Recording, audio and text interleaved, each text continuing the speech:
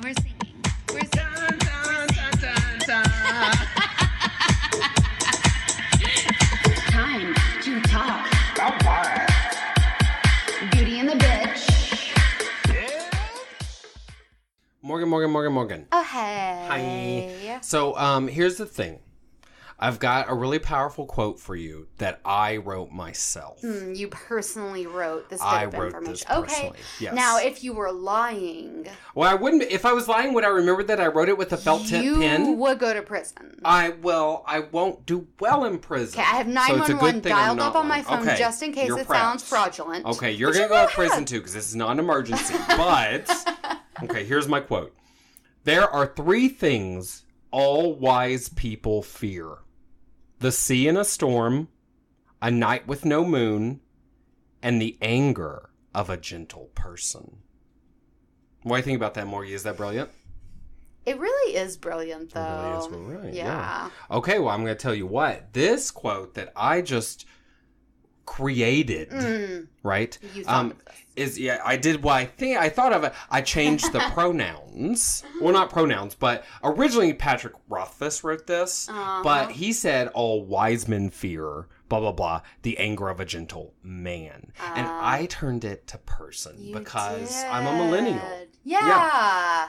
So I will take credit for that. And also, I am afraid of the sea and storm.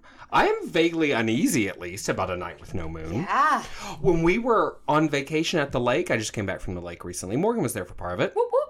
There was one night where, for whatever reason, the moon didn't rise for a long time. That's upsetting. A long time. Especially because full moon happened while you were on that trip. It was the night after. We were like, where is the freak? And I really thought I'd finally lost it. And my brain had spun off into space like a yo-yo whose string broke. Which, honestly, is probably a realistic scenario for you. That is my mind. That's how I describe my mind to people. A yo-yo with a broken string. Accurate. And most importantly, the anger of a gentle person. Yeah, that's scary for sure. Have you ever seen a gentle person get angry? Like, you don't have to name names, like a memory in your head? Not like somebody I knew personally. I had a family member who was very, very sweet. She's passed away now. But anytime she would get angry, it was like if your teddy bear came to life and you realized it had a mouthful of very sharp teeth and claws. Do you know what I mean? Yes. It was very frightening. And also, you had to do a really shitty thing to get her that mad. And that's how you know it's bad. I have so many people in my life that are just kind of fiery in general that, like... I run the gambit of emotions on a daily basis, and people who don't express their emotions in an intense way for me is hard to understand. So I find calm people not unsettling, but mythical in general, because I'm just how can one just be so lax and chill about everything all of the time? Well, not that I think you have. Welcome back, my friends, to another episode of Beauty and the Bitch. I'm Mick. I'm Morgan. And what I don't really like, though, is the opposite of that. And that's when people are like, I keep it real. I say exactly what I think no matter what. And I'm always like, well, that's wrong too, though, Queen. Yeah. Because I agree with you. If someone's nice all the time. Extreme. Yeah, I don't like either. Some days you see me, I'm a hot damn mess. And I'll be mean to you, and then I'll apologize later. And some days, I'm a bundle of sunshine, and you can't get me down no matter what. And I think that is normal. Yeah, frankly. I think so, too. Yeah. And, arguing and bickering with, the people that you love, I also think is, natural. And I feel like that's such a...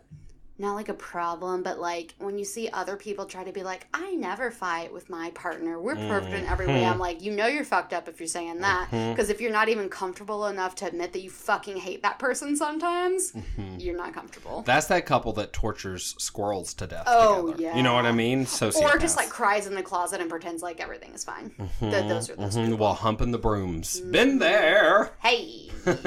Today we are discussing Patrick Rothfuss's second book in the Kingkiller Chronicles, A Wise Man's Fear. No, not the Wise Man's Fear. Ugh, and this one is so good. And if you did read The Name of the Wind, but you have not read The Wise Man's Fear yet, you need to do it immediately. You do need to. It's so great. We had a whole discussion about how spoiler spoilery. That's a hard word. Spoilery.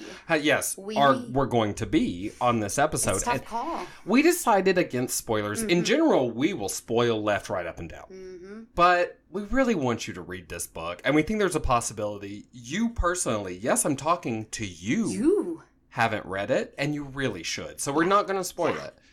So what the fuck are we going to talk about?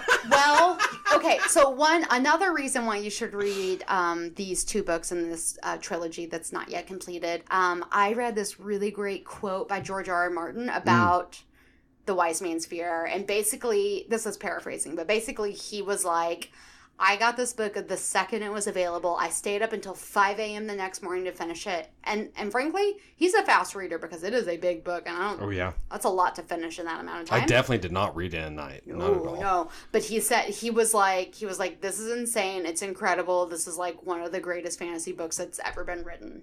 George R.R. Martin, father of Game of Thrones, said that. So that's how you know it's the real deal.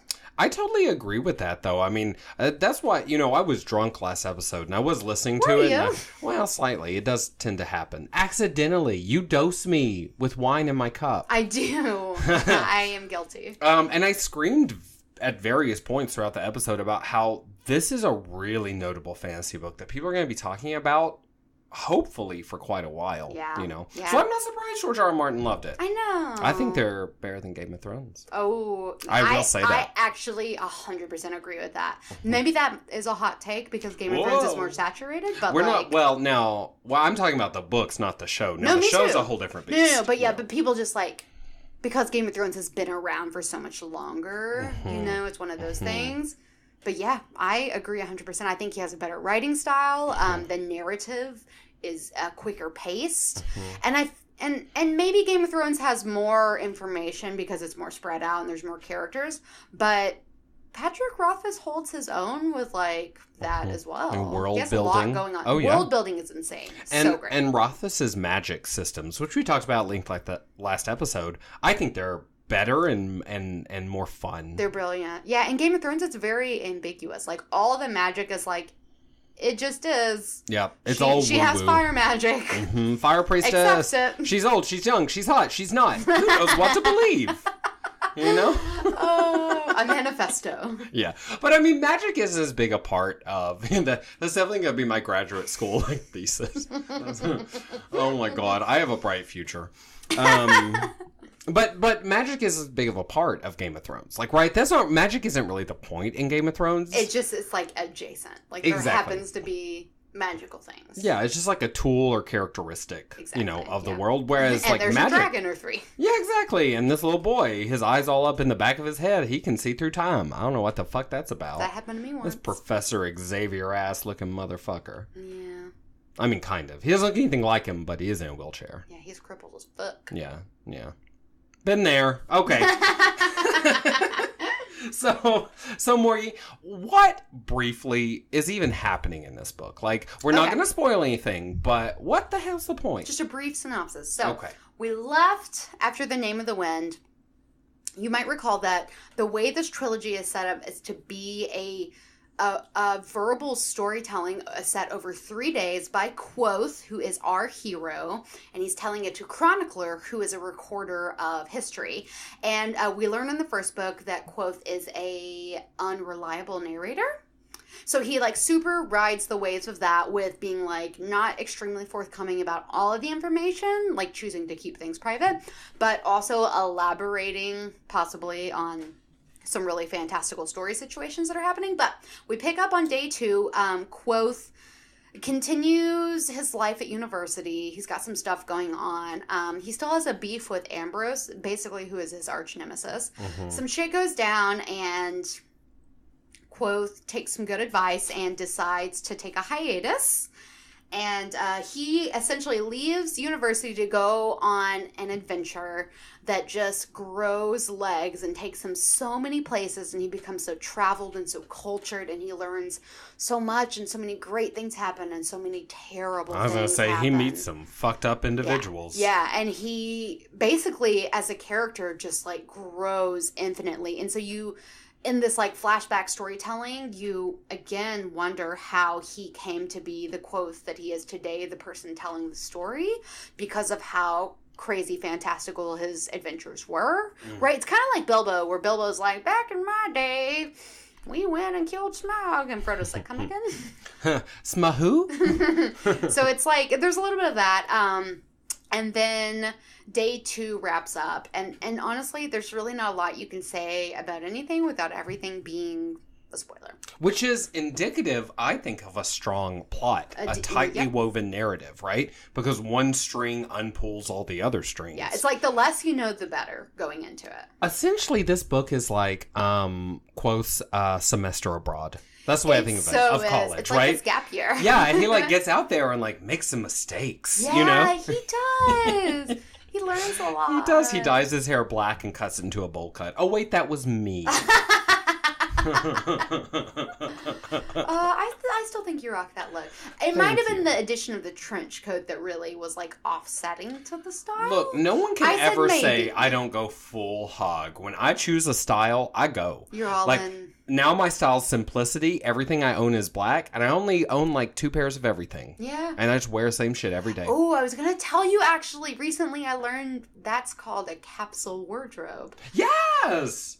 And I read a whole thing about it, and I was like, this is Mick, this is Mick, this is Mick. Have you heard about that artist who wears the same thing every day? She like knits like giant flowy smocks, and she lives out in some weird art habitat that she's created. I forget her name. Sounds cozy as hell. You know that PB? It looks lovely. Yeah. I mean, this bitch is walking around in a fucking knitted, like, floor-length cardigan number in, like, a fabulous, like, tan aubergine combination. Like, it's amazing. Mm-hmm. But she wears it for a full year. I assume she has more than one. I don't think she's stanky ass or anything. But it's like part of her art because she's like, okay, what do I want my year to be this year? And then she knits something very sort of consciously. That's crazy. Isn't that cool? That's like, so I want cool. that. I'm going to Google that. Yes. If you, did you ever watch that show Art 21 that was on PBS? No. You can find it on one of the streaming services. I think maybe Amazon Prime, but it's essentially every episode they profile 3 artists in various mediums, and it is PBS. So like, if you judge me for that and you were a Nickelodeon kid, whatever, fuck you. But it is really good, and to help you understand art, it's an hour long. So, what is that like?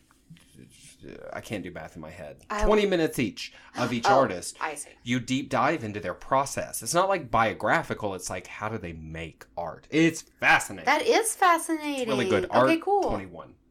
Or Art in the 21st Century. I think it's called Art 21. Yeah, it's really good. What was our point? Smocks. Knitted. Kvothe. Gap year. Oh, yeah, gap year. Yeah. So Kvothe's on a gap year, and he lives some experiences. Let us leave it at that. Yes, that was really good, Morgie. I was wondering how you were going to talk about it without giving spoilers, and you did it. You're so welcome. But the movie's not going to be about this gap year at all. Because there is a movie. There's a movie. We love movies. Oh, yeah. But we also love to judge them if they fuck it up. That's what I love about them. That's like literally our whole premise, yeah. Yeah. It's our whole thing. I have a page in my journal, it's really my movie journal, and I just jot down the name, and then I give it a rating out of 10. And that gives me great satisfaction to judge the work of much more successful What would be like people. A 10? Have you ever given anything a 10? Let me see if I bet I don't have a 10 right now, but let me just double check. Like from recent watches? From recent watches. A 10 is like... 10 is tough, I think. Ooh, I've got 2 9 out of 10s. Okay, what are they? Out of like all of these, look how many. I've been watching a lot of movies. It Comes at Night is a horror movie I gave a 9 out of 10. Yeah. That fucks me up, girl. Have you seen that? No, but you were just recommending it when you were drunk at the lake. Oh, good, perfect. See, I really do like it. And then, kind of maybe weirdly, The Descent, I just watched for the first time. Yes, you were talking about that too. We talked about horror movies for a little while. This works. I write down all the movies. I can remember shit. Even drunk, I can remember to talk about it. Oh, and then actually Logan, I gave a 9 out of 10 too. That was so good. I thought that was great. What was like a 1? Did you watch any 1-star films? I did have one, I think it was a 2 out of 10. It was called Hunting Grounds. I think it was about Bigfoot attacks. It was trash. Sounds like trash. Yes. And there was a character in there that reminded me in such an unpleasantly visceral way of the white trash bullies that I grew up with. And I just couldn't. Fair enough. I hated it. Yeah. I hated it. Mm-hmm. And also, Bigfoot is not violent like that. They tried to make this like herd of humanoid ape people into like these murderers, except they didn't have the CGI to like show them. Yeah. So like they would show like a boulder hitting the shed or whatever, and it was like, ooh, Bigfoot's attacking. It was horrible. Okay. Yeah. Anyway. That's bad. Yeah. So let's talk about the movie. Yeah, back to the thing. So, gosh, I'm tangential. Just today, though, not normally. Normally, we're so on track. So, do you remember who's going to be directing the movie, Morgie? No, Pop 0%. quiz. Okay. Oh, no, let me guess. Okay. Is it a person I know? Yeah. They do good stuff or bad stuff? Mixed bag. David Yates. Good guess. I think similar to David Yates, in my very little knowledge. I'll give you a hint. They directed Evil Dead. Oh. That's a good one. Fuck. They directed the original Spider-Man trilogy. Yeah. See, and I wouldn't have guessed either. It's not gonna come. And also, here's the bad. They also directed Oz the Great and Powerful with James Franco. That was a bad movie. We hated that. We turned that movie off. And I love James Franco, and I love The Wizard of Oz. That was just busted. I even love Mila Kunis. Yeah, I don't love her, but I don't hate her. Rachel Weisz was in that movie. I love Rachel Weisz. They messed it up. We turned that straight off. It's Sam Raimi. Is that how you say his name? Sam Raimi? Yeah. Okay. So he's directing this. So, like, I don't even know if I have feelings about that. Because some of his stuff I like and some I don't like. I really don't know. Well, and it's because this is such an epic fantasy, he's not a person, like, there is a slew of directors that are known for that sort of thing. Mm-hmm. And they did not get or choose one of those directors. Mm-hmm. So, not that he'll do a bad job, but it's just like a counterintuitive choice. He's not the one who did that first Hulk movie, is he? Oh, I have no idea. Uh-oh. I have no idea. I'm not. No, it's not. That was someone else. This is maybe not true totally, but I think a lot of people actually liked that movie. Not me, but like other people. Well, a lot of people like to shit in other people's mouths, but that doesn't mean I'm going to be shitting in nobody's mouth. You know, that's a really good point when you put it that way. I mean, look, girl, you know I don't trust people just because people like something. That's the whole problem in my life. But we're so close to this as like sort of an emerging like fantasy classic that like, you know, they waited so long to do Lord of the Rings because it's hard to get it right. Mm-hmm. And they did a great job. Mm-hmm. But then they got greedy and they made The Hobbit. Well, and maybe that's why old J.R. Jackson didn't even get a look.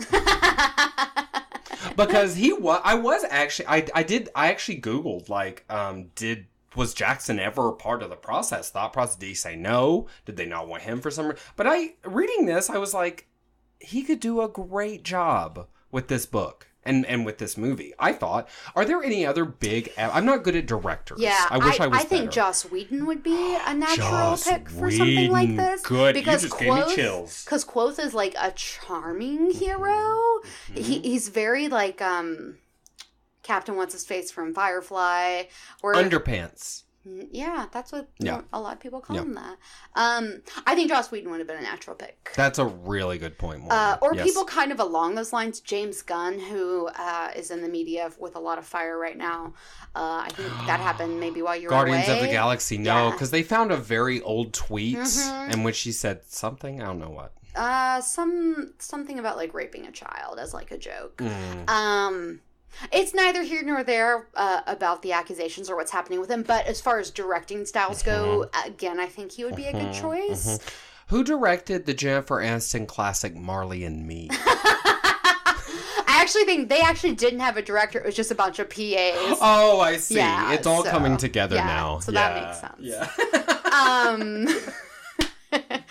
I don't know. I'm sure there's like a number, because it also depends on like the kind of tone that they want to take, because there's parts of it that are whimsical, but there's parts that are like dark, like a Guillermo del Toro could have accomplished something quite captivating. You just gave me an erection for the first time in our lives.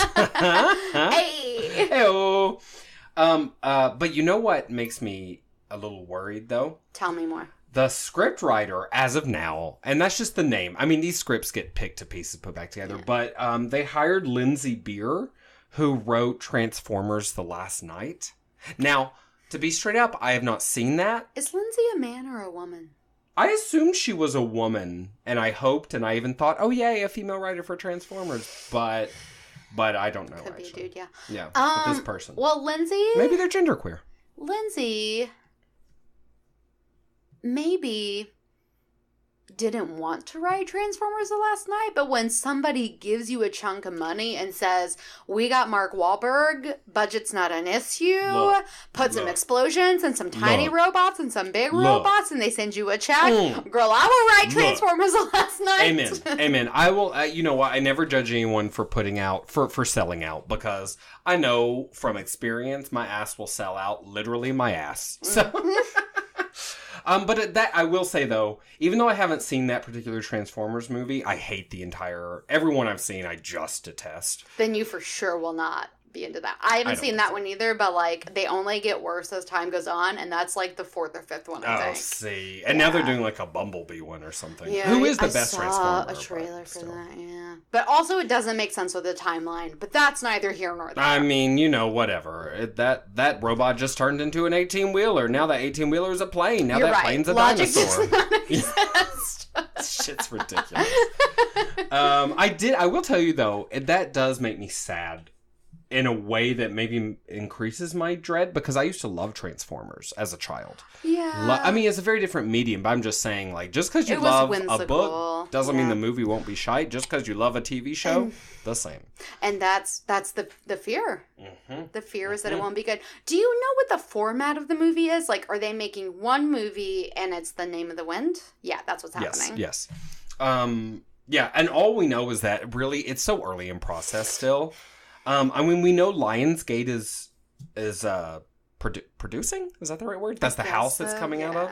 Yeah, it's Lionsgate. And we do know too that it covers Name of the Wind, as you said, and that Lin-Manuel Miranda is producing both this and the TV show that we're going to talk about. Lin-Manuel Miranda is huge Patrick Rothfuss fan. Just another reason to fucking love him. Yeah, and it was, I think, his very verbal, like, on social media and just, like, in general, like, desire to see this brought to the screen is a huge reason why it's happening. And so, especially for his sake, I hope that it turns out well because he feels so strongly about it.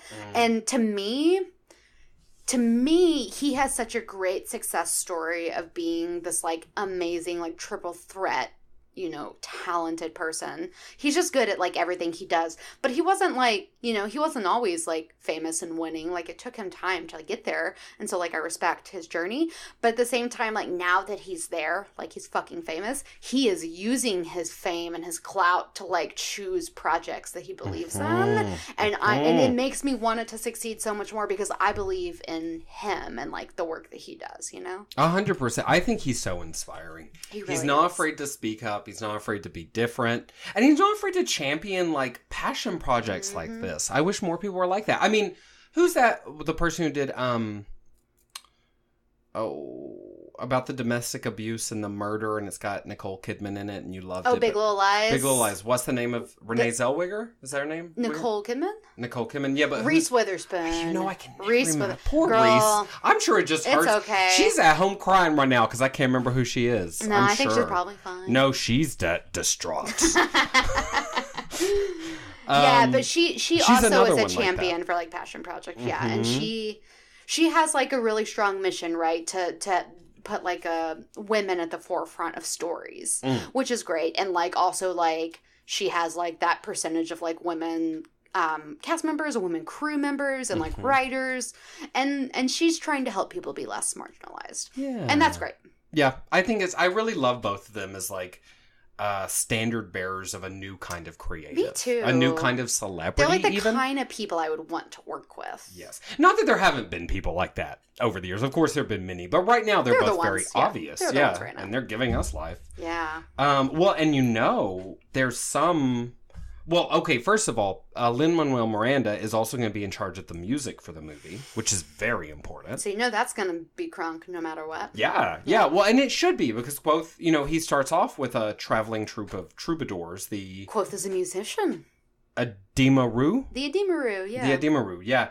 And so there needs to be believable, good, likable music because they're supposed to be mad talented. Yeah, and him gorgeous. specifically. he's supposed to be mad talented. Yeah, he specifically plays the lute, so we're gonna get a whole lot of lute playing. I'm actually like so stoked about that. It's like super nerdy. I wish he played the piccolo or like the jazz flute. Maybe you could play them all together at the same time. Oh my god! I wasn't prepared. I didn't bring my flute along. Crunch, crunch, crunch.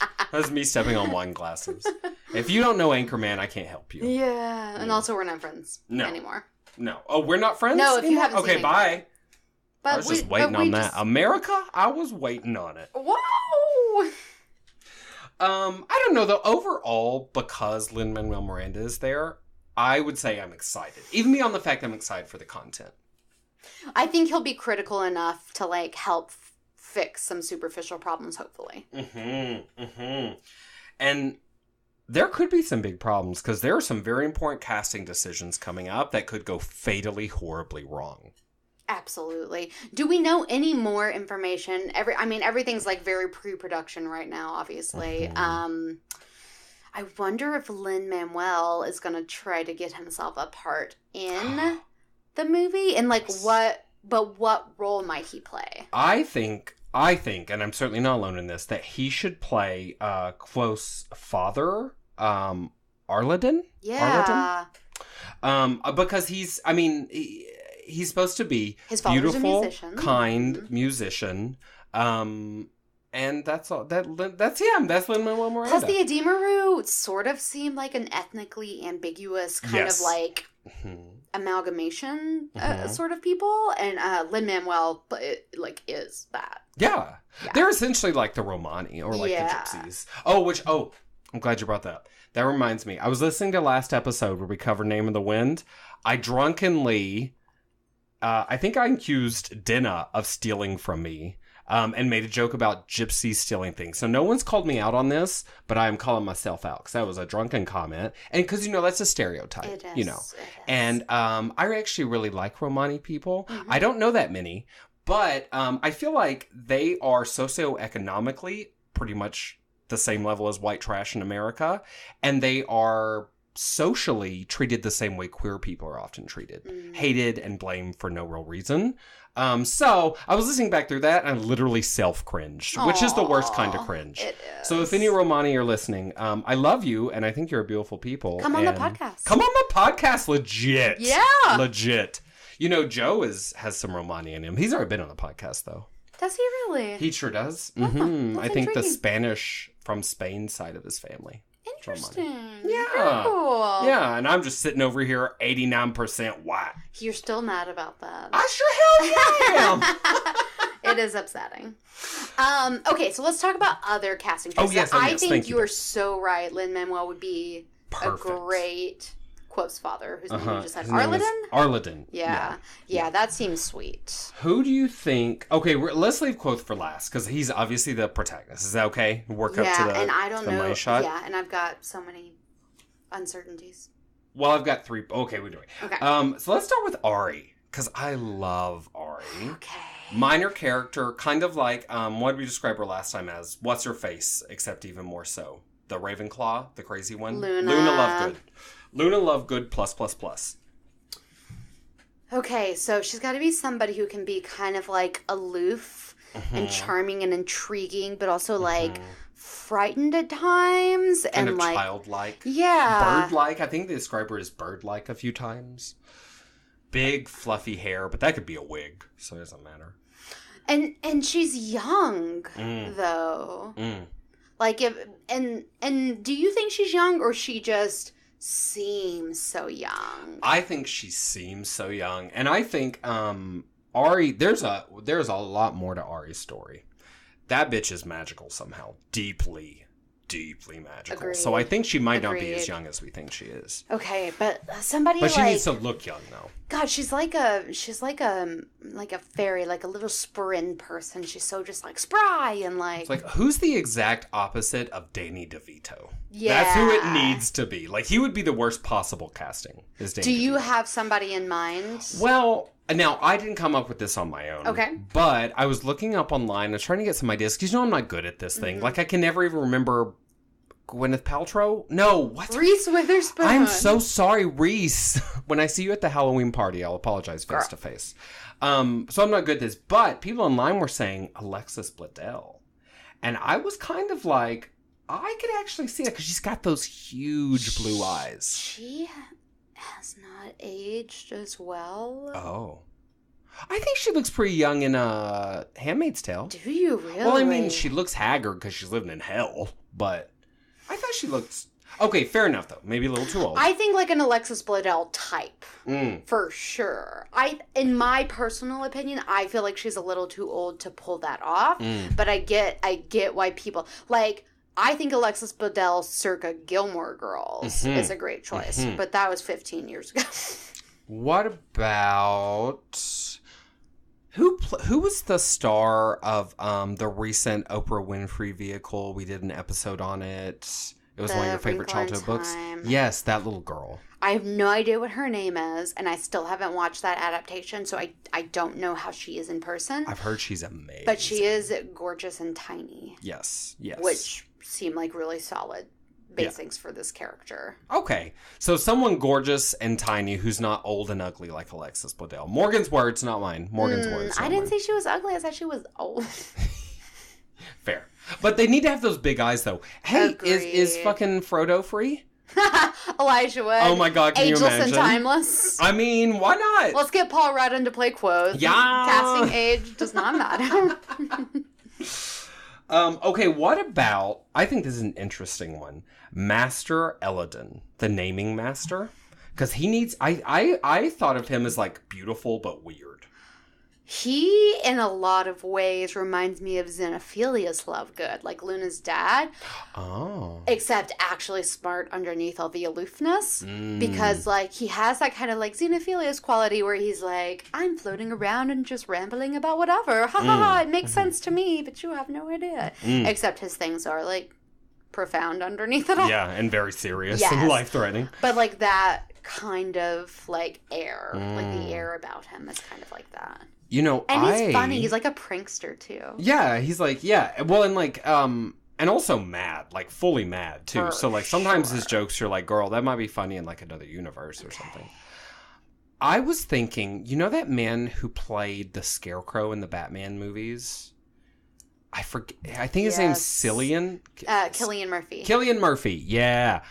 There's something about him. For one, I just think he's beautiful and would like to see him on the screen more often. And he has played sort of aloof. Yeah. Well. Or like, wasn't he in that thing where he attacks someone on a plane and gets stabbed in the throat with a ballpoint pen? Yeah, it was called Red Eye, I think. Yeah. I mean, I know about those brown eyes, but I never done no red eye. Yeah. That's a poop hole. That's a brown eye. Oh. I could see you couldn't get it. I could tell you didn't get that one. Yeah. Brown eyes. Yeah. Anyway, also brown flower is another one for poop hole. Oh. Yeah. I kind of like that one, though. You like brown flower a little better. I don't like... A brown flower is a dead flower, though. Not always, but I don't want no dead flower. Well, I'm dead inside. Right. Well, fair enough. Cillian Murphy. That's an interesting choice. And then again, though, that brings to me, like, the age question. Because, like... What is the age differential in people? Because he's not a young person, but, like, he also is, like, a very youthful looking person. He is. You know what we could do? Oh, what's the name of that woman who is so beautifully genderless and she's blonde and tall? And Tilda Swinton. Tilda Swinton could play that role. That. I love her. I like that. And she would play that really well. Like, aloof, vague, crazy, but also, like, powerful. I like that a lot. Yeah. Maybe that's... Yeah, I'm into that. I'm into that. And we need more women, anyway, in this movie. I hope they do ginger switch some of the roles. Yeah. Yeah. Mm-hmm. Okay, I don't have very much chat for this one. Give me another person that I can give you an answer for. Okay, well, let's do a huge one. What about Dinah? I think a great person for Dinah would be Saoirse Ronan, who's that Irish actress with, like, the stunning eyes. Yes. Because she was in Lady Bird, right? She was in Lady Bird, yes. Because she's a natural redhead, but I have seen her kind of, like, she can just morph so well into so many different things, but she also has this, like, very charming air about her. Like, she almost feels aristocratic without, like, effort. And I think a lot that's how Dinah is. She carries herself aristocratically, but she just happens to be a struggling artist or whatever her situation is. I could definitely see that. And I think those eyes with, like, a dark hair would be, like, stunning. Beautiful. Like an Anne Boleyn type, striking situation. And that would be smart, too, because she pulls in a whole demographic just being herself. You know what I mean? Plus, like, I think we've kind of talked about how the accents in this world are sort of, like, all over the place, and it's a made-up universe, so it can be whatever. And I think it'd be lovely to hear her with, like, her natural Irish accent. Her brogue. Yeah. Is that called a brogue? Sure. I think it is. I don't know. And she has her tenor is beautiful. Like, she often changes her voice for films, but, like, her just natural speaking voice is deeper and richer. It's lovely. Ooh. Yeah. And that's good, because a deep voice to me is sexy the way Dinah is sexy. Yeah. Right? Mm-hmm. Did your voice just get deeper? It just did go deeper. No, it's always this. Oh, is it? Oh. I always sound. I know that Lin-Manuel Miranda said in an interview that he wanted, and I think this is a bit of an odd choice, Natalie Portman in that role. She's so old. Well, yeah, ageist motherfucker. I guess they don't care. I mean, she's literally supposed to be like 15. I mean, yeah, she's supposed to be very young. Well, you know, they always age them up. But Kvothe is going to university. It's like, true. To me, and he meets her before. To me, that would be like, you're going to university when you're 30. Like, so much of your life. Like, what have you been doing with it? I mean, that's a really good point. That's a good point. They really can't age them up too much, you know. But maybe it'll be like. I don't like her for that role at all. I thought it was it took me a second to take that in, because I was like, I just never would have considered. I also heard virtual nobodies online saying that Nancy from Stranger Things, her name is Natalia I could get on board with that. I mean, that makes more sense. I'm still not, like, over the moon about it. She physically looks closer to the age range. Yes. Like, I think she's older than she plays in Stranger Things, like most people, but she's very youthful. Well, what about, and I might be outside the box here, but what about Dame Judi Dench? Because, what? She's very sexy. Actually, let's go back to Master Loden and typecast her for that. Oh, yeah. I love Judi Dench. She's so great. Okay, what else do you got? I've got some other people. Okay, I've got, now this one I came up with on my own, so I'm really proud of it, and also kind of wedded to it, okay? So, Bast, I mean, this is crazy, but I thought Rami Malek could play this role. Yes! Wouldn't that be amazing? Oh, he's perfect. Because he's beautiful, but strange. Yes, and fairy-like. You nailed that. You think so? Oh, is that just because you told you I was wedded to it and won't be budged? No, okay. I think it's perfect. People online, I did see a few people say, one of the brothers from the Vampire Diaries, the dark-headed brother. Damon. I mean, he has a real name. He has a real name, he doesn't. Which, I mean, he's fine too, but he's more, I want Bast to be just a little bit odd look, alien looking. I think Rami Malek would be a much better choice. And he's so beautiful. And you know I'm in love with that guy who plays Damon. Oh my God. Yeah, you are. And he's gorgeous too, but he's gorgeous in a way that I'm like, you look like a woodcutter in a fairy tale. You know what I mean? No tea, no shade, but it's just stereotypical. It's perfect. Oh, thank you. Way. Okay. Oh, who would play? Okay, we'll get back to Kvothe. We can do Kvothe now. Well, I was just going to say the older Kvothe. Oh, because we have two Kvothes to cast. Coats, yeah. So we have two versions. You know, okay, actually, let's just go ahead and do Kvothe. Wait, but we're going to go back to the other people too, because I had some other... Oh, yeah, there are a few others, yes. So now, I saw online, the very first thing I saw that made me think this was a good idea to talk about fantasy casting was someone said Eddie Redmayne could be Kvothe. And I was like, he's a little sensitive looking, but he's so beautiful. And he is super talented. I think he'd make that character likable. However, Morgan, I'm going to lose you because someone else said Sam Hoffman from Outlander. That guy. I'm listening. Yeah. Someone put his... How do you say his name? Huguenin. I can't read my handwriting. Hugen. Okay. He also, in my opinion, is too old to play this role because in Outlander he gets aged up until like his mid-40s. Oh. And he looks solidly 30. Yeah. He starts at 18 because there's time traveling involved, you know. So Sam Heughan in Outlander plays anywhere from 18 to like 50, essentially. So for me... He's too old. He's too old. But he could play maybe Kvothe? But then I'd have to get someone that looks like him. See, to me, he's not old enough to play Kvothe. Because if we're going to, like... Well, no, because Kvothe still looks young, remember? Because the Chronicler sees him and he's like, the fuck? He's not that old. How do you have all these adventures? See, but then it's hard because it's like, if the person is, like, in the, like, 15 to 20 age range, and then, like, maybe a middle age... Maybe we think it looks like around 45, like a youthful 45 or something, even if that's not his actual age. That's a... It depends how realistic you want the two characters to look like. Like, how realistically. Because Eddie Redmayne can certainly be aged down easily. He could definitely play younger. Could we believe that he turned into Sam Heughan? They just have very different, like, body types and everything. Yeah, that's true. You know? I wonder if they'll have different actors. They might have 3 different Kvothes, you know, like a young, a middle young, and Kvothe, you know. They wouldn't shock me. They could also just have one actor that they age down and that they age up heavily. Yep. They could do that. Yeah, we don't know which way they're going to go. Yeah, so there's a lot of choices there. But just for, like, the sake of, like, old Kvothe, young Kvothe, let's just talk about people that could, like, fill those roles. I think it's interesting because he is a redhead, and both of those people are redheads. So it's like you naturally gravitate towards, like, the natural redhead situation because everybody can't pull red off. So, like, that's a problem, too. But, I mean, that is a good point. Anyone could be a redhead. You know what's so funny? One of my little notes I made, in fantasy books, redhead is like the most diverse of white people. You know, like the strangest looking. And so, have you noticed how many fantasy heroes and heroines are redheads? It's like, I really think it's the author trying to be more like, it's not just a basic plain white guy, it's a redhead. It's in the Stormlight Archive, too. Yes, Queen. Yeah. Shallan is a redhead. The more you notice it, the more you start to see. And, like, there are so few natural redheads, at least in our world. Yeah. And fewer every year.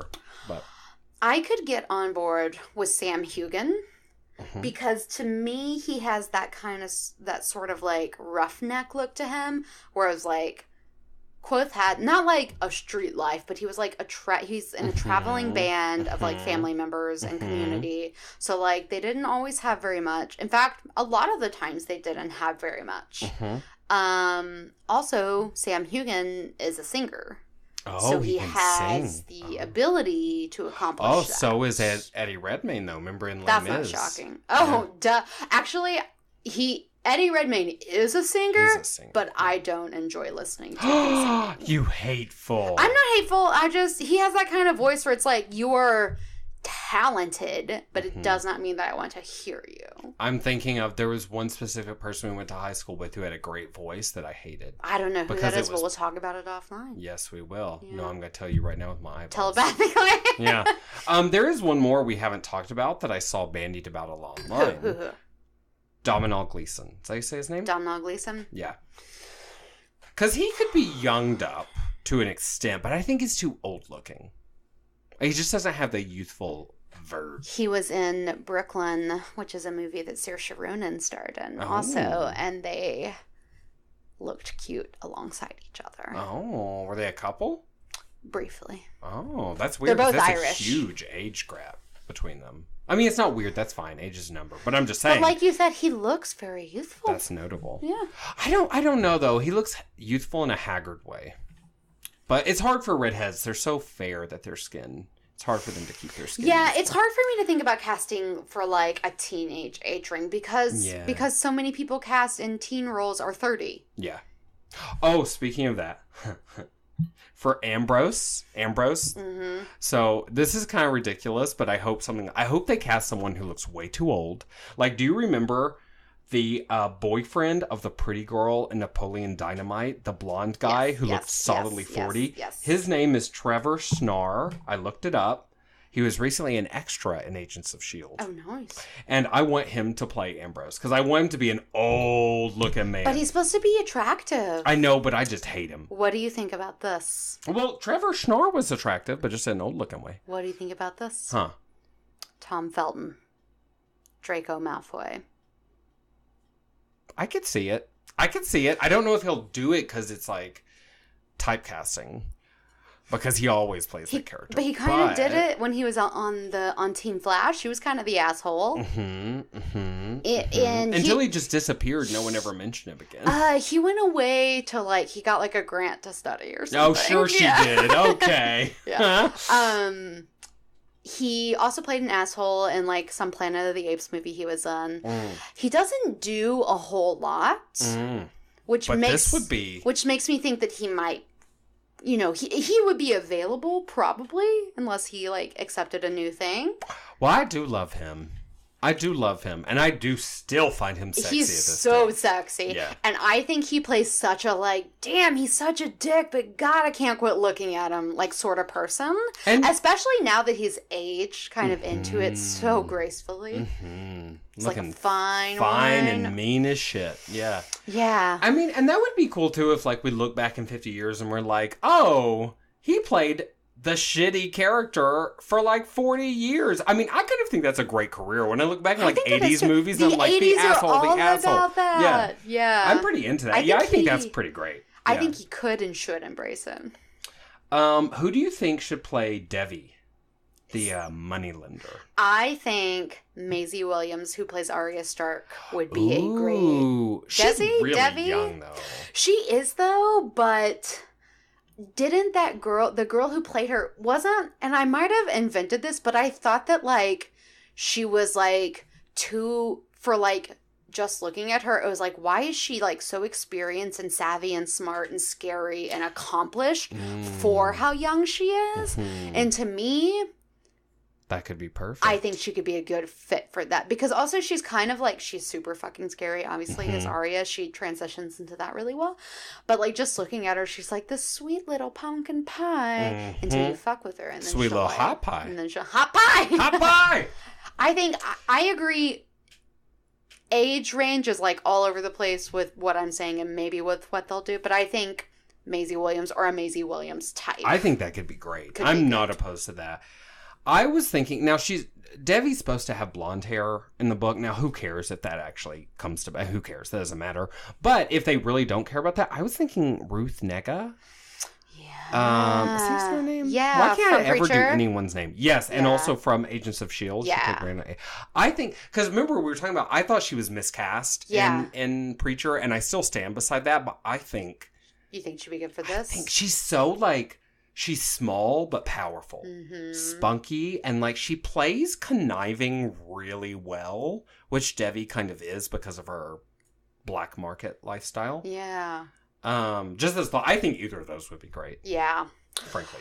I don't have any other people I think might be good, but I think both of those are good choices. Yeah, I think we gave them. You're welcome. I think that's one of the most fun roles to play. I think it's as far as she's not a main cast member, but I think she's one of the best supporting characters as far as to be a part of. And those scenes with Kvothe are so snappy and fast, and there's so much going on with their dialogue because this is not a spoiler. They have a flirtation because Kvothe flirts with every female, which would be uncomfortable if it was a Sam Heughan and a Maisie Williams. That's not a good pairing. Good point. He's got to be young. Kvothe has to be young. He really does, because there's too much romantic entanglement with everyone for him to be significantly older. What do you think? I don't know the extent of his acting abilities. But what about that guy who plays, is it Red Arrow from Arrow, Colton Hayes? Oh! He's kind of stout, but sensitive. For Kvothe? Yeah. He does not have the acting range. Yeah. I love Fair him. enough. Colton Haynes? Is that what you said? I think it's Hayes or whatever. He's gay. Yeah, or, I know. Or at least bi. Something, yeah. He came out. Yeah. He's so fine, but Yeah, I have to he tell is. you, girl, Yeah, he's not a great actor. But I could see him playing my boyfriend. Give us a call, baby. Hey-o! I don't think you're that talented. Don't let that turn you off. I don't see why I would. What about the guy who plays Penguin in Gotham? Do you watch that movie?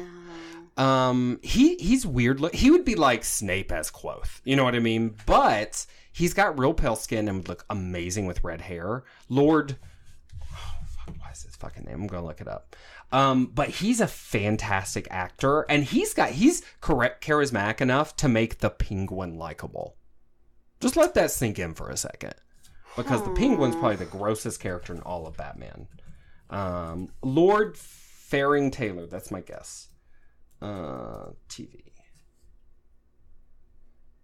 The guy, by the way, the guy who plays Enigma the Riddler, also recently came out as gay. Hallelujah. Robin Lord Taylor. That's his name. Robin Lord Taylor. That's a whole name. That's a name and a half right there, Queen.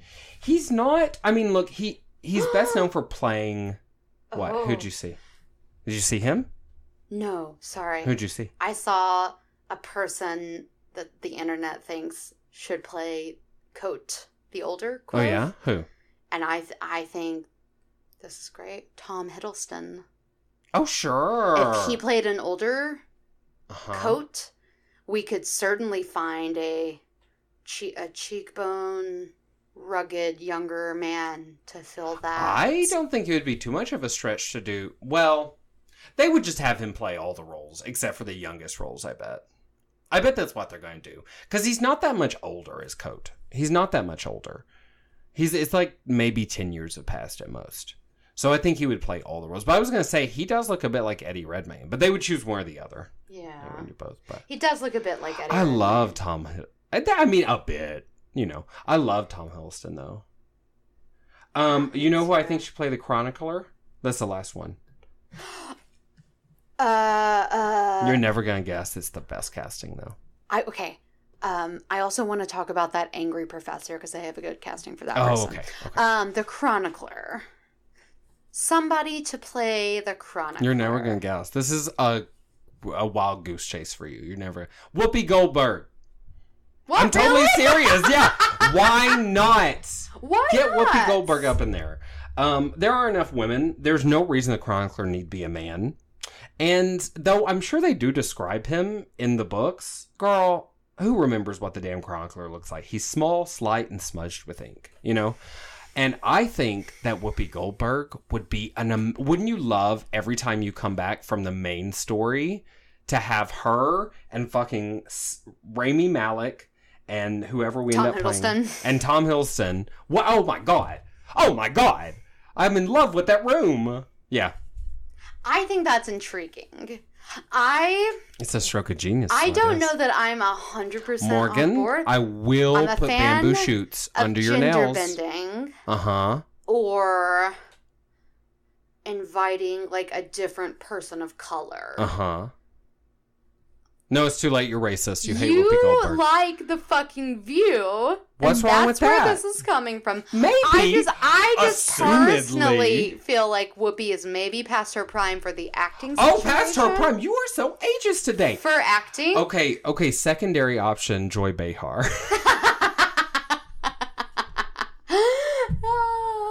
I'm serious about Whoopi Goldberg, though. Okay, I know you're serious. I think she would be a great presence to have in this movie. And there are no older women, really. What about Dame Judi Dench? Oh, I'm She down. would never sit around and listen to stories. No. Dame Judi Dench does not have time for that. No. She's much too tired. Yeah. Oh, I don't know. Because the Chronicler needs to be somebody who is like both like brave, but also like impatient and like a little bit like get on with it. I don't know. It's like a really interesting, tricky role to play. I'm looking at the internet casting on just this thing that I pulled up, and the internet thinks that Naveen Andrews, who is an Indian actor who was in Lost, he's been in like a bunch of stuff, but Lost is where Sarah and I were in love with Saeed. And he is like attractive and like he looks very like learned and weathered in like a very like sexy older man kind of way. And he's also like he has like really good like quick wit, but he's also like a very patient person. And so I kind of I'm feeling this casting choice that the internet has suggested. Okay. It's going to be Whoopi Goldberg. Okay, well, that's obvious. And I put up that list to throw you off to see if your friendship is pure. And it's not, obviously. I learned, yeah. Let's talk about that old grumpy master. The one who hates Kvothe, whose name I can't remember, but basically his, like, professor nemesis. It's not Master Lauren, is it? No. It's Master Him. Yes, Master Him. Yes. I think Hugo Weaving would be a great Master Him. Oh, yeah. I would love to see him just be grouchy and shitty for no reason. I think it would be great. Yeah, he would be perfect. All about it.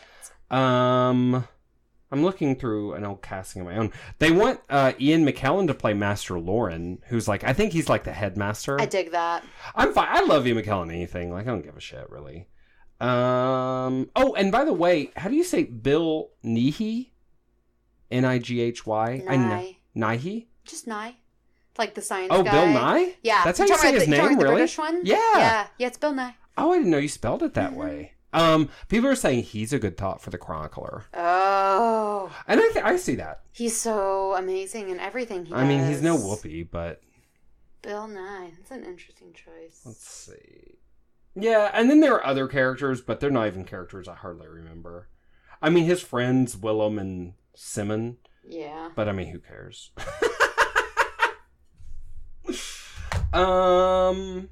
Okay, so we've decided Whoopi's gonna play every part except for every single part. It's gonna be the Whoopi show. Yep. And everyone's gonna love it, and Morgan's gonna like it the best of anyone. Okay, well, what about the TV show? Woo! So what is that even gonna be about? Oh yes, we done. Let's take. Okay, so Lin-Manuel Miranda is also producing a TV show, and they're being produced in tandem by Lionsgate. So that's good, because that means we're not going to get a fucking Justice League versus WBDC TV situation where, you know, just things don't fit together. We got two different Flashes. Yeah, which is so infuriating. Yeah, poor Grant Gustin. But that other guy, Ezra, whatever, he's cool too.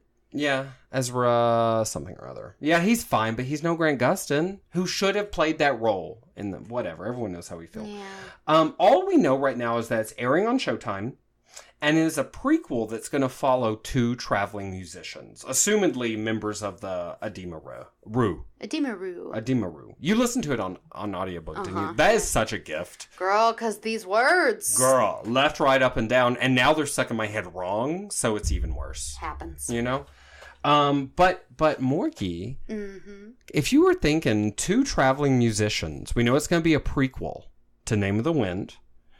Can you think of two traveling musicians who might be important to Kvothe? His parents. Maybe so. Yeah. That would make sense. Yeah. So we might get to see Lorien and Arladin. I do not think Lin-Manuel Miranda is going to play that role, though, because that's a leading role in the TV show, and he's doing too much. He doesn't have time for that. But he could still play the dad in the movie. Oh, because, absolutely. You know, and I think he would be really good casting. Oh, I think so, too. I haven't thought about at all casting for the TV show, but it's not going to be any people we know. Right. Except for maybe two parents. With, yeah. But people who are musically inclined and interesting to look at, which is can be a challenge. Yeah, people who can actually sing is very difficult. Yeah. What about well, I guess she's too old now, but she still does look young. Who plays Karen in Mean Girls? And also is in Mamma Mia and was in Les Mis. Oh, right. Amanda Seyfried. She's too old now, I think. Is she?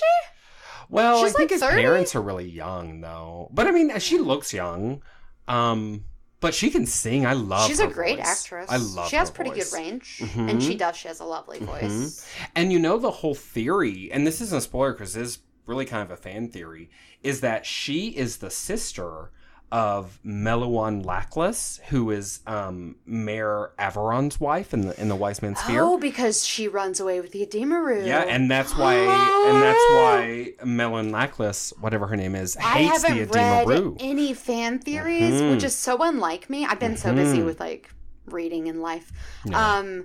I love that, and now that you've said it to me, it is so obvious. Sense, right? It is so obvious. And so someone like Amanda Seyfried, she looks like royalty who ran away, with those beautiful, just everything she has. So that could be a definite. I actually love that idea. Because she doesn't have to be. Maybe Sam Hugan could play Quothe's father in the TV series. That could be amazing. Plus, he's already a TV dude. Like, he's done movies, but TV is like where he lives. Is he too white though to be a member of the Ademaru, or is he just a white passing Ademaru? He is very tan in Outlander because they're outside all the time. Like, he's a very, like, workhorsey kind of person. He's not a pale redhead at all. Okay. He's really not. It's very butch. Yeah. Maybe. Yeah. Oh, but and I think they'd be sexy together as because like he is definitely the kind of person that a rich aristocratic lady would like bail on her family for. Oh, fuck yes. In like a heartbeat. Fuck yes about that. Yeah. Ooh, I'm so intrigued. I mean, there's literally we have so much to look forward to. Girl, we have the Lord of the Rings TV show coming out. We've got the final season of Game of Thrones. Queen. We've got 2 iterations of the Kingkiller Chronicle situations happening. Various movies and seasons of each. Lord. And there's a bunch of Neil Gaiman stuff coming down the pipeline. Oh. And we're still got all the Marvel movies going strong. We have a lot to look forward to. Our lives are going great in the pop culture realm right now. There's too much. As far as other people producing things, we couldn't be doing better. As far as other people doing great jobs, we're crushing it. Morgy Morg, I've got a listener comment I want to hit you with, but before we get into that, did you have any other discussion questions for Wise Men's Fear? No, I think we pretty much tackled everything. Okay. I'm just like so pumped, and I love the fantasy casting, and I would love to hear if anyone who's already a fan has like some ideas on fantasy casting, specifically around Kvothe and Kvothe, because while I'm intrigued by an older Tom Hiddleston, like what is the attractive youthful counterpart that can fulfill this role? You know what I mean? Tell us more. Okay, so going on to this listener comment. So this comment was made by a friend of mine who you haven't met, but her name is Sarah, not the Sarah you know. We any know of them. so many Sarahs. We know 1,000 Sarahs. They're all great. Actually. They're all great. And so Sarah was listening to our podcast, and she was listening to The Handmaid's Tale, specifically. Okay, Under his eye. Under his eye, yes. May the fruit open. Is that right? May the Lord open. Oh, okay. May the fruit spoil Blessed on the vine. Blessed be. I'm dead within the first month of that uprising anyway, girl. You're dead before I don't have to memorize anything. this shit. Yeah. So here's what she said. Hey, so I'm listening to the Handmaid's Tale podcast, and I know why the men don't fuck the wives. P.S. She says, you're both very attractive, but Mick, you're the more attractive of the two. Okay, back to my comment. Whoa, what? whoa. That was all real. I didn't make up anything. Them's are fighting words. But she said I was also pretty.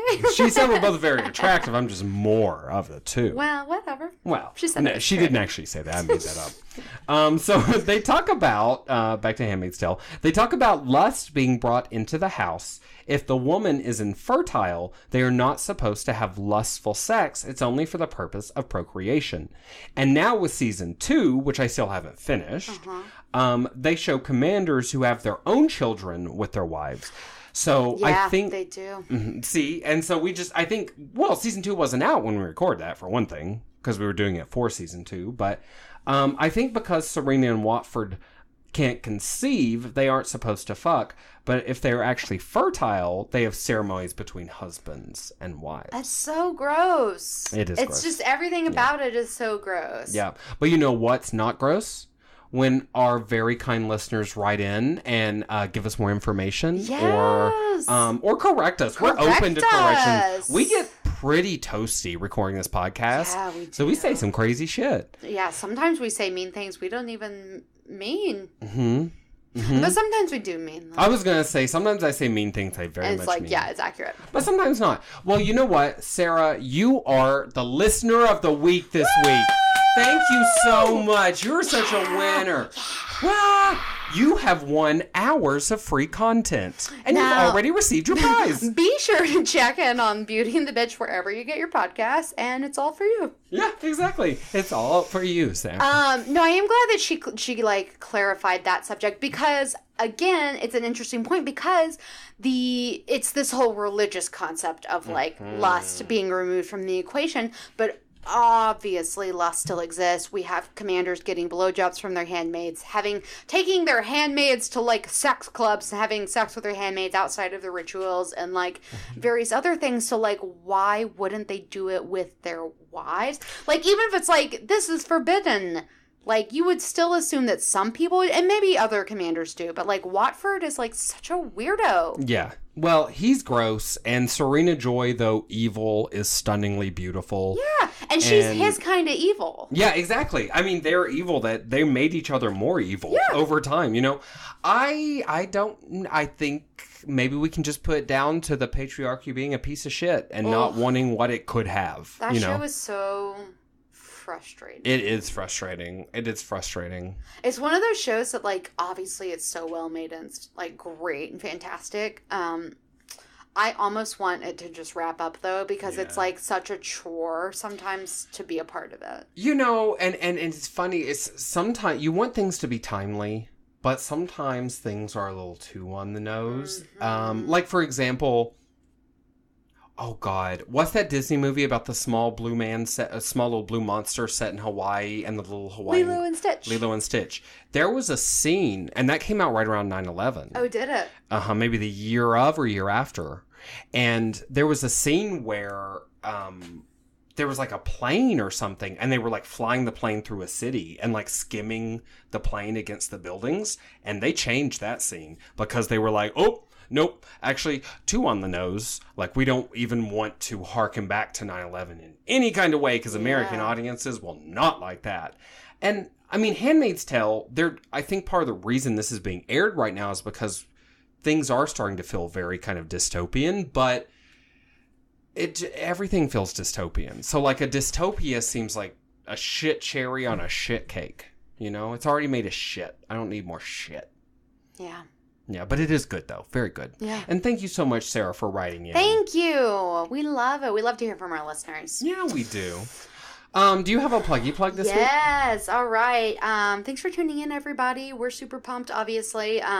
Besides reading the Name of the Wind and the Wise Man's Fear, if you haven't jumped on board with that, I would like to plug a self-help book that I'm reading for my book club. Your book club. It's called The Subtle Art of Not Giving a Fuck, and it's written by a blogger, and I will say it's not like it's not like this writing style is the best writing style that ever existed, but it's the kind of writing style that I can like read casually, because it's written by a blogger, so it's a very like familiar cadence of whatever. But I'm into the messaging so far. I haven't finished the book, but I think it's a great book for people to read if you're like me and you tend to be very high strung and very like planogrammed about everything, which we all know I am.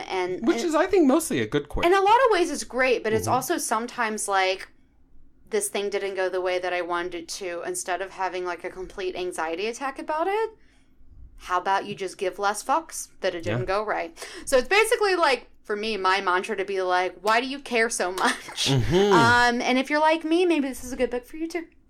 You know, Morgie, I think the problem with you is you're just too nice. Perfect. Yep, that's what I said.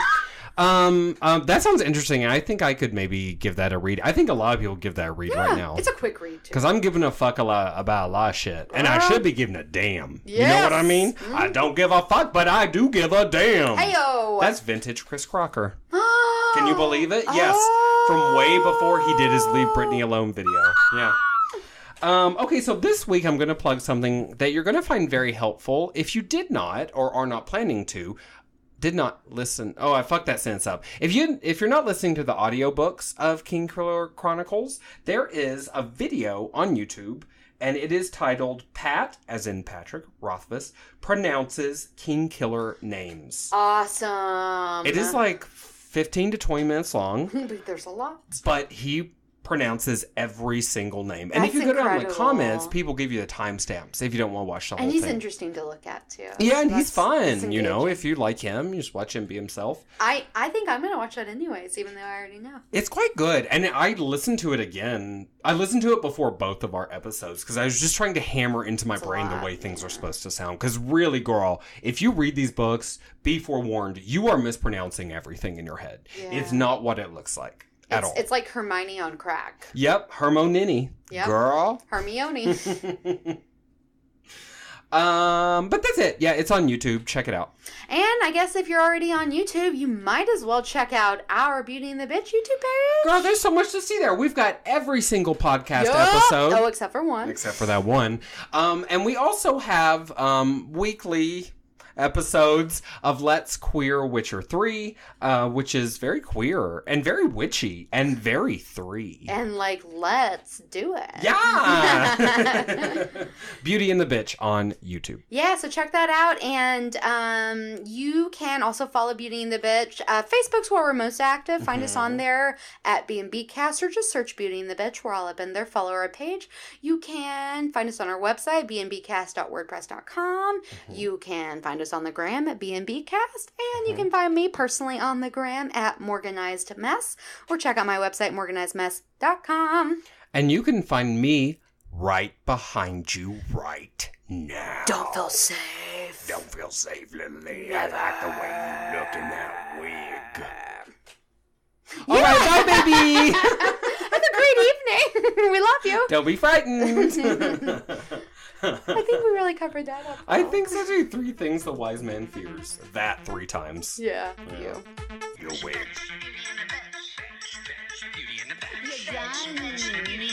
Do you have a home? Beauty and the Bitch. You look. Bitch, Beauty and the Bitch. Beauty and the Bitch. Bitch. Bye.